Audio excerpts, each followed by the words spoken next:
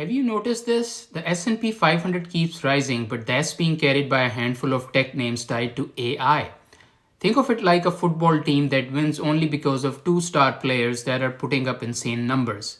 Fans say a win is a win, but what happens if one of these players can't suit up or just has an off day? Hi, I'm Sayed. I'm a former money manager who has made a lot of money for my clients. Now is the time to make money for my followers. Here's the uncomfortable truth. The index is now heavily concentrated. Previously, people used to invest in S&P 500 just to avoid the concentration risk. Now the scenario has reversed. Roughly 40% of the S&P 500 weight sits in tech giants, and big chunk of recent gains have come from AI leaders. That's great until it isn't. When your portfolio's team depends on a couple of superstars, your risk isn't diversified, it's disguised. We just saw a day where the index was green while most stocks were red. Terrible market breadth. That's the scorecard telling you the bench isn't contributing. If the stars stumble and earnings miss, supply hiccup, regulation, slower AI monetization, index can wobble. Even hundreds of other companies are doing just fine. That's concentration risk. That's not diversification.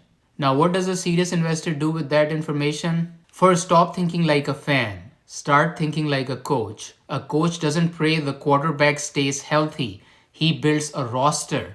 In portfolio terms, that means they're reducing reliance on few AI-heavy mega caps and intentionally adding sectors with different drivers. One overlooked bench right now is energy. While the index's valuation keeps stretching, many energy names trade at single-digit multiples with real cash flows, the balance sheet discipline.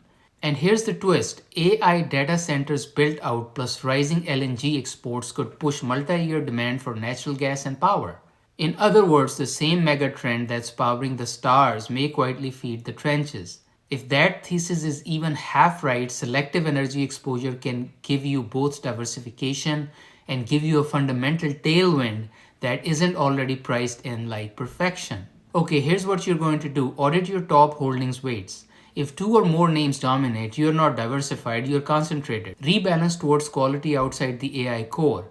Profitable energy producers, royalty models, or pipelines with contract visibility, and each cash generative sector that aren't priced for glory. Decide in advance how much star risk you want. Set position size caps so one injury or one bad quarter can't derail your season.